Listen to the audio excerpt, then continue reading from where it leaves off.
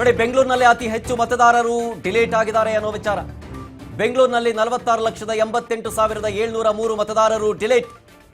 ಬೆಂಗಳೂರು ನಗರದಲ್ಲಿ 17,17,416 ಮತದಾರರ ಹೆಸರು ಡಿಲೀಟ್ ಆಗಿದೆ. ಬೆಂಗಳೂರು ಉತ್ತರ ಪಾಲಿಕೆ 10,52,000, ಸೆಂಟ್ರಲ್ 8,60,000, ಬೆಂಗಳೂರು ದಕ್ಷಿಣ 10,58,028 ಮತದಾರರ ಹೆಸರು ಡಿಲೀಟ್. ಅತಿ ಹೆಚ್ಚು ಬೆಂಗಳೂರಿನಲ್ಲೇ ಮತದಾರರ ಹೆಸರು ಡಿಲೀಟ್ ಆಗಿರೋದು. ಎಸ್ಐಆರ್ನಲ್ಲಿ ಬೆಂಗಳೂರಿನಲ್ಲೇ ಅತಿ ಹೆಚ್ಚು ಮತದಾರರ ಹೆಸರು ಡಿಲೀಟ್ ಆಗಿದೆ.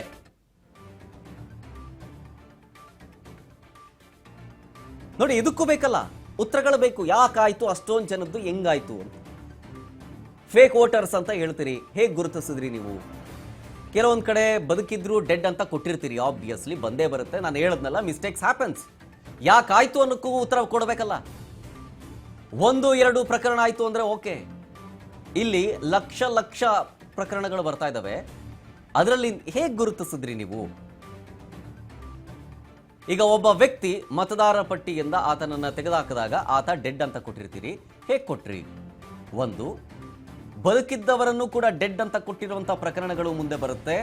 ಅದು ಹೇಗಾಯ್ತು, ಯಾಕಾಯ್ತು, ಅದು ಬೇಕು. ನೋಡಿ, ಪಟ್ಟಿಯನ್ನು ಕೂಡ ನಿಮ್ಮ ಮುಂದೆ ಇಡ್ತೀನಿ. 1.7 ಕೋಟಿ ಮತದಾರರು ಔಟ್ ಆಗಿದ್ದಾರೆ ಅಂತ ಆಗ್ಲೇ ನಾನು ನಿಮಗೆ ಅಂಕಿಅಂಶಗಳ ಮುಂದೆ ಹೇಳಿದ್ದೆ. ಈಗ ತೋರಿಸ್ಬಿಡ್ತೀನಿ ಒಂದ್ಸಲ. ಡಿಲೀಟ್ ಆದ ಮತದಾರರು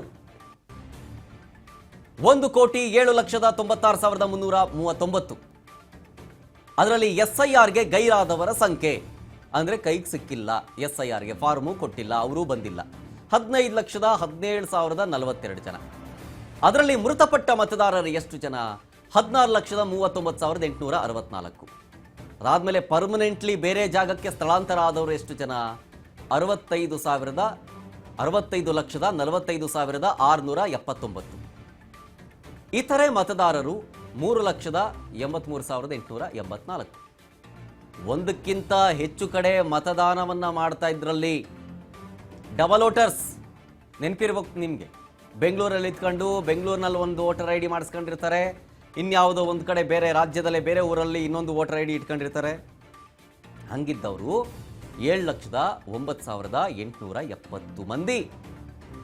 ಅಲ್ಲಿಗೆ ಟೋಟಲ್ 1,07,96,339.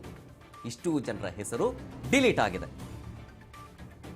ನಾನು ಹೇಳಿದ್ನಲ್ಲ, ನೀವು ಒಂದೇ ಕಡೆ ವೋಟ್ ಮಾಡ್ತಿದ್ದೀರಿ, ನೀವು ಬದುಕಿದ್ದೀರಿ, ಆದ್ರೂ ಕೂಡ ಲಿಸ್ಟಲ್ಲಿ ನನ್ನ ಹೆಸರಿಲ್ಲ ಅಥವಾ ಡಿಲೀಟ್ ಮಾಡಿಬಿಟ್ಟಿದ್ದಾರೆ ಅಂತ ನಿಮ್ಗೇನಾದರೂ ನೋಟಿಸ್ ಬಂದರೆ ಅಥವಾ ನಿಮ್ಮ ಗಮನಕ್ಕೆ ಬಂದರೆ 1 ತಿಂಗಳುಗಳ ಕಾಲಾವಕಾಶ ಇರುತ್ತೆ. ನೀವು ಹೇಳ್ಬೋದು, ಅಯ್ಯೋ ಈಗಲೇ ಹೋಗ್ಬೇಕಾ, ನಾವು ಬೇರೆ ಊರಲ್ಲಿದ್ದೀವಿ, ಕೆಲಸ ಮಾಡ್ತಾ ಇದ್ದೀವಿ ಅಂತ.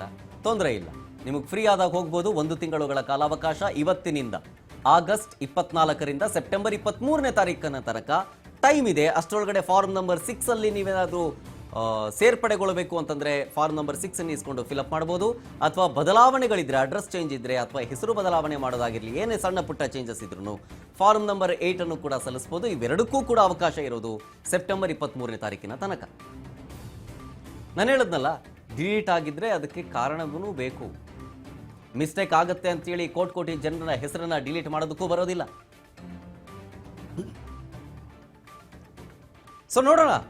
ಇದು ಈಗಷ್ಟೇ ಕರಡು ಪ್ರತಿ ರಿಲೀಸ್ ಆಗಿರೋದ್ರಿಂದಾಗಿ ನಾಳೆ ಅಷ್ಟರಲ್ಲಿ ಏನೇನು ಮಿಸ್ಟೇಕ್ಸ್ಗಳಾಗಿದೆ, ಬಹುದೊಡ್ಡ ಮಿಸ್ಟೇಕ್ಸ್ಗಳಾಗಿದೆ ಅನ್ನೋದು ಗೊತ್ತಾಗುತ್ತೆ. ಪರಿಶೀಲನೆ ಮಾಡಬೇಕಾಗತ್ತೆ. ಆ ಕರಡು ಪ್ರತಿಯನ್ನ ತಗೊಂಡು ಪರಿಶೀಲನೆ ಮಾಡಬೇಕಾಗತ್ತೆ. ಅಲ್ಲಿ ಮಿಸ್ಟೇಕ್ಸ್ಗಳು ಕಾಣುತ್ತೆ. ಸದ್ಯಕ್ಕೆ ಇರುವಂಥ ಒಂದಷ್ಟು ಡೌಟ್ಗಳನ್ನು ನಿಮ್ಗೆ ಹೇಳಿದೆ.